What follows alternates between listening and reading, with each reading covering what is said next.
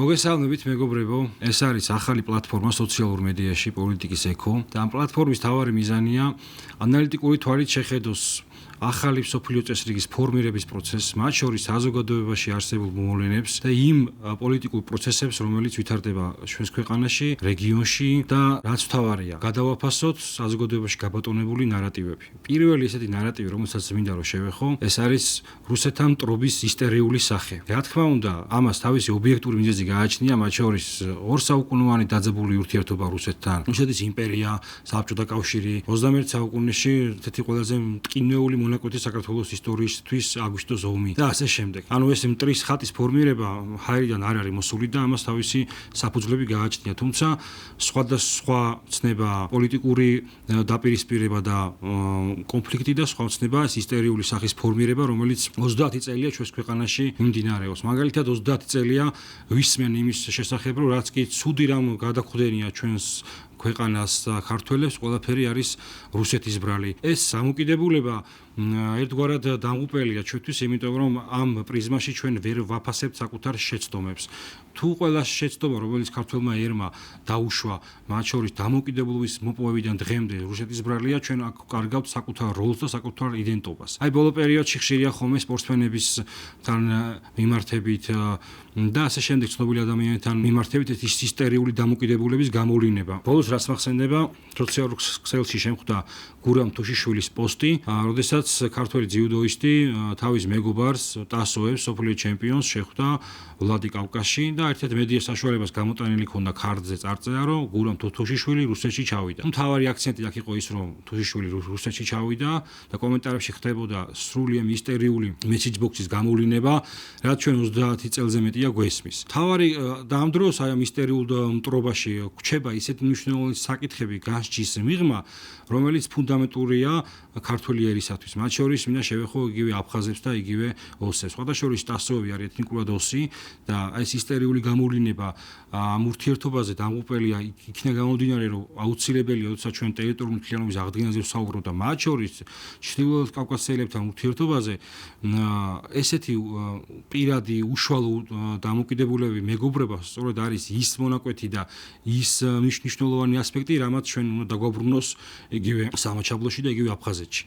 აი აფხაზებთან მიმართებით, იგივე ოსებთან მიმართებით ხშირად ხსენია ხოლმე ესეთი დაპირისპირების საგნად გამხდარა, თუ ვინ არიან აფხაზები ჩვენთვის და როცა დამოუკიდებლობის პერიოდმა განვლოდა 30 წლის მერე ეს კითხვა ჩდება აფხაზი მტერია თუ მეგობარი, უხერხულია ქვეყნისათვის და უხერხულია ზოგადად იმ მიზნა გამომდინარე, რომ ჩვენ გსურთ ტერიტორიული მთლიანობის აღდგენა. თუ აფხაზი ჩვენი ძმა არის და თუ აფხაზი ჩვენი მეგობარია, საკუთარი თავის მოტყუებაა ის, რომ ყველაფერი დააბრალო რუსს. თუ ჩვენ ვერ მოახერხეთ, რომ ორმხრივად ვაღიაროთ შეცდომები და ორმხრივად გაუწოდოთ დიალოგისკენ ხელი, ბუნებრივია შორეული პერსპექტივა იქნება ამ ტერიტორიებზე ჩვენი დაბრუნება. მოკლედ ამ ისტერიული მტრობა არა მხოლოდ პოლიტიკაში, არამედ პირველ ურთიერთობაშიც არის გადმოსული და ხელს უწყობს ჩვენი საზოგადოების პოლარიზებას. დღეს ხშირია ხოლმე ესეთი სოციალური სტატუსების მიკერება, რომ შენ ხარ პრორუსი და შენ ხარ მოღალატე და ასე შემდეგ. და თუ რაღაც ადამიანის განსხვავებული აზრი აქვს, შეხედულება აქვს ნებისმიერ თემასთან დაკავშირებით, რაღაცნაირად თვით რეფლექსია ჩამოყალიბდა, რომ თუ ეს ეწინააღმდეგება საზოგადოებრივ ნარატივს, ეგრეთ წოდებულ გაბატონებულ შეხედულებას, მაშინ შენ მოღალატე ხარ და პრორუსი ხარ და ეს თრგუნავს სხვათა შორის იმ თავარ მონაპოვარს თავისუფლებისა, რასაც ქვია აზრის თავისუფლად გამოხატვა და მსჯელობა და მოკლედ ჩვენი შეხედულების ფორმირება. რაც შეეხება მტრობას, მტრობა, რა თქმა უნდა, ბუნებრივად და ემოციური დამოკიდებულებაა, რაც უნდა რაციონალური საფუძველი ჰქონდეს და მტრობა ყოველთვის დაკავშირებულია რაღაცა ტრაგიზმთან, ტკივილთან და ასე შემდეგ. თუ გადავხედავთ ფილოსოფოსებს, მაგალითად იგივე ანტიკური ხანის ან შორეული აღმოსავლეთის, ყველგან მტრობა განხილულია ნებისმიერ დამოკიდებულება, ემოციური დამოკიდებულება, არ ხოლმე მტრობა, არამედ სიყვარულიც განხილულია ეგოს ნაწილად და თუ ჩვენ გვინდა რომ ჭეშმარიტებისკენ მიმავალ გზაზე ვიპოვოთ გამარჯვება და ჭეშმარიტ დახმარიტება, მაშინ ეგოზე უნდა თქვა. თუ ამას ახლა პოლიტიკურად გადმოვთარგმნით, ეს იგივეა, რომ პოლიტიკაში ვიხემძღვანელოთ ჩვენი ემოციური დამოკიდებულებებით და ასე შემდეგ. ამ ისტერიულმა და ტრობის ხატის ფორმირება მიგვიტანა იქამდე, რომ ჩვენ ორ მთავარ იდეაზე ვართ ჩამოყალიბებულები, ესე რომ ვთქვათ, ისტერიულ ბაბლზე მაქვს საუბარი ამ შემთხვევაში. ეს არის დასავლეთთან ინტეგრაცია, ისიც იმიტომ, რომ შეიქმნას რაღაც თავდაცვითი ქოლგა რუსეთის ინტერესების წინააღმდეგ. ყველა ჩვენს რაღაც საერთო იდეაზე ან დიდი იდეაზე მსჯელობისას ვერ ვწდებით რუსეთს და ეს საბოლოო ჯამში თურგუნავს ჩვენი რეალური ნიტობაზე ძიებას. მაგალითად, ესეთი საინტერესო შეხედულება აქვს ფრანც ფანონს, რომ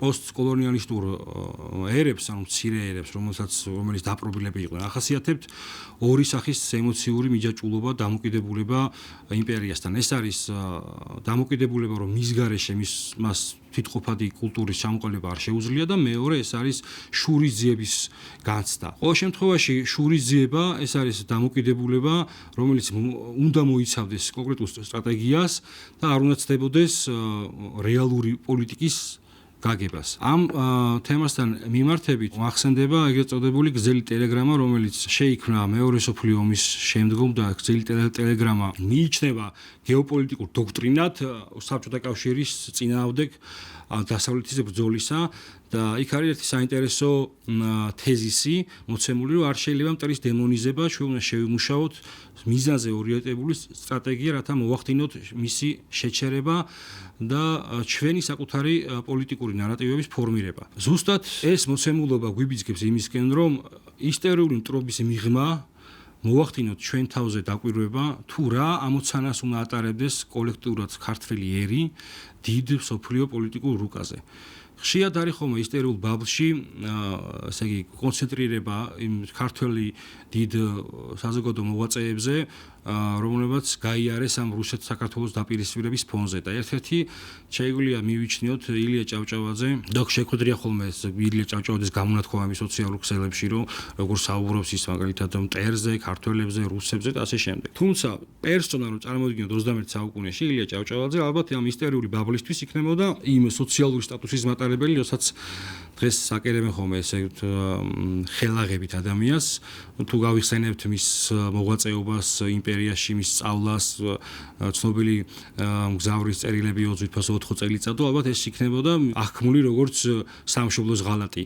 მეცაც გეტყვით, ილია ჭავჭავაძე იყო რუსეთის იმპერიის სათათბირო ორგანოს წევრი. სათათბირო ორგანო წარმოადგენდა ერთგვარ კვაზი პარლამენტს მაშინ და იქ პოლიტიკურად ბრძოლობდა, ცდილობდა მათ შეიძლება მეტი სარგებელი მოეტანა თავისი ქვეყნისთვის და აქ ქვეყნის შიგნით ცდილობდა იგივე წერა-კითხვის გამავრცელებელი ორგანიზაციით და სხვადასხვა სათავადაზნაურო ბანკით და სხვადასხვა საქმიანობით ერის კონსოლიდაცია მოეხდინა არა მტრის წინააღმდეგ შურისძიების კუთხით, არამედ იმისთვის, რომ ქართველი ერი ჩამოყალიბებული იყო ქართველ ერად და გაეთავისებინა მას ღირებულება, ზოგადად როგორ შეიძლება ქვეყანა ვაშენოთ და ყოველ შემთხვევაში ჩვენ ის შორს იყო იმაზრისაგან, ესე რომ ვთქვა და რბილად რომ ვთქვა, რასაც ჩვენ დღეს უყურებთ, რომ თქვენ გახსოვთ, როდესაც რუსეთის გემი მოუახლოვდა საქართველოს სანაპიროს, შეიკრიბა ხალხი, რუსეთზე გაღიზიანებული ქართველები და დაუწყეთ სხვადასხვა ნივთების სროლა.